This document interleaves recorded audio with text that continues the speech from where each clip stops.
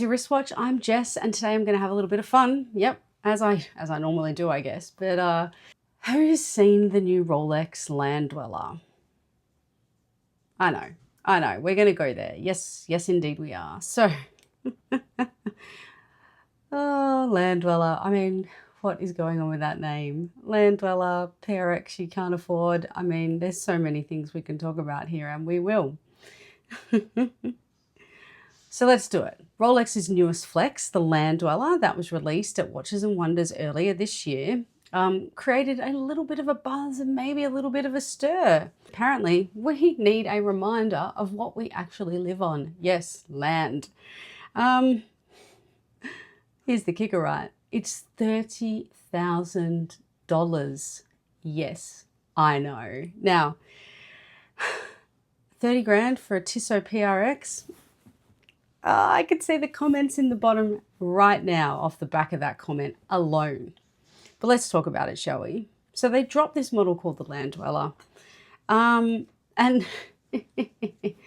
I don't know, can you just see all the marketing people sitting in the room brainstorming the new title of this, or name, whatever you want to call it, for this watch, and coming up with LandDweller? Oh, God. I mean, they went, okay, we must have some Swedella decals. Okay, I know, I got it. LandDweller. Yep, intern for sure, right? This is answer to the integrated bracelet fever that seems to be striking everyone at the moment, 36 or 40 mil. And it's a laser etched dial with a new high frequency movement. It's got an unmistakable retro vibe, I'll pay it that. But it does sound familiar, right? Like we have seen it before. It's, yeah. So let's talk about its direct comparator, right? The PRX. So absolutely in line with the PRX. It's got an integrated case, check. It's got a retro bracelet, check. It's a watch designed for people who don't dive but still feel like they're on a mission for, I don't know.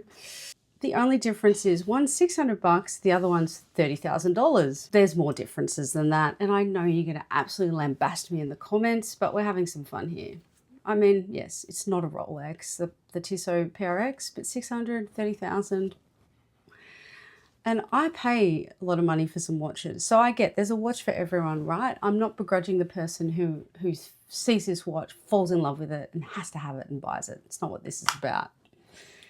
But sea dweller, I mean, that makes sense, right? Because you're diving, not everyone is typically a sea dweller.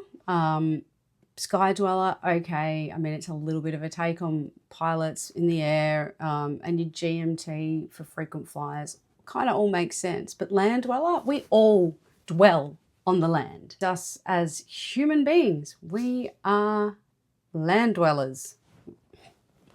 I mean, we're not living in Waterworld yet, but yeah, anyway. Maybe they'll launch a moon dweller next, or a Mars dweller. Elon could be into that. I don't know, but yeah.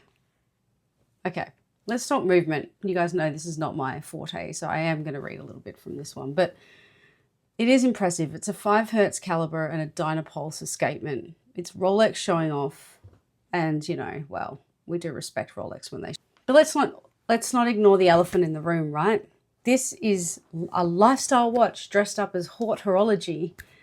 Getting on the bandwagon with the whole integrated bracelet craze. I bagged out the marketing team, but the reality is they're probably a bunch of geniuses, or genii, whatever. But for actually coming up with this concept, whacking the $30,000 price tag on it, and giving Rolex fans something else to just dream about attaining, and buying all the other watches below that model to actually get the chance to buy that one. Yes, I said it. Is it well made? Well, yeah, definitely. I mean, it's a Rolex, right? It's hard to argue their quality and craftsmanship and ingenuity in what they do.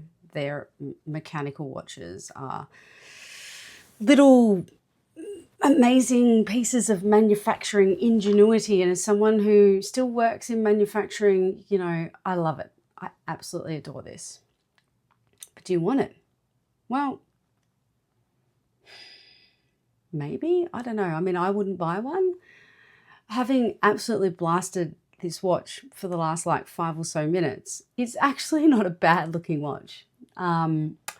It is classy. It does have some really distinct design lines to it. But yeah, it feels like a direct copy of a $600 watch, but with some gold and a pretty funky movement inside. So it's not original. I'm probably not going to buy one. Just saying. For 30 grand, there's already some watches on my list that I know I would like jump over myself to get well and truly before this watch. But you know, if you love land, maybe it's the watch for you. I don't know. So what do you guys think of this watch? I'm sure there are many comments out there already. I'm going to get lambasted, as I said earlier, for some of the things I've just said. But hey, it's all part of the fun. Like, subscribe, come back again, tell your friends, and definitely tell me what you think about this watch, the Rolex LandDweller, $30,000 Tissot PRX.